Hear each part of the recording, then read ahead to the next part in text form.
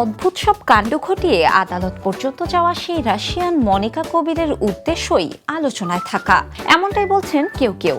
যখন ঢাকার রাস্তায় পথচারীকে মারধরের ঘটনা বড় রূপ নিয়ে তার বিরুদ্ধে আইনি পদক্ষেপ নেওয়ার অবস্থা তৈরি হয়, তখন কান্নাকাটি করে বাংলাদেশ ছেড়ে দেবেন জানিয়ে পরিস্থিতি ঠান্ডা করেন। আবার যখনই দেখা গেল ঈদের আমেজে ধামাচাপা পড়ে গেছে মনিকা কবির টপিক, ঠিক তখনই ঈদের দিন ইসলামী রীতিনীতি মেনে বাংলাদেশি ছেলেকে বিয়ে করার ভিডিও পোস্ট করে আবারও চলে গেল আলোচনার শীর্ষে।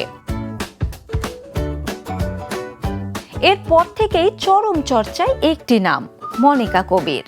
তবে তার বিয়ের পর থেকে শুরু হয়েছে আরেক টপিক, ভিসা জটিলতার কারণে কি বাংলাদেশি ছেলেকে বিয়ে করলো মনিকা?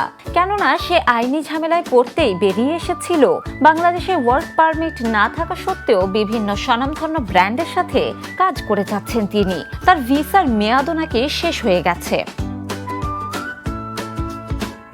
সবকিছুর মধ্যে জানিয়েছিলেন বাংলাদেশ ছেড়ে চলে যাবেন তিনি। অল্প সময়ের ব্যবধানে ঘরোয়া পরিবেশে হঠাৎ করে বিয়ে সারলেন এক বাংলাদেশির সঙ্গে। তাই এখন ঘোরপাক খাচ্ছে প্রশ্ন, তবে কি এই বিয়ের উদ্দেশ্য বাংলাদেশে থাকা? বিনোদন ডেস্ক, দ্য নিউজ।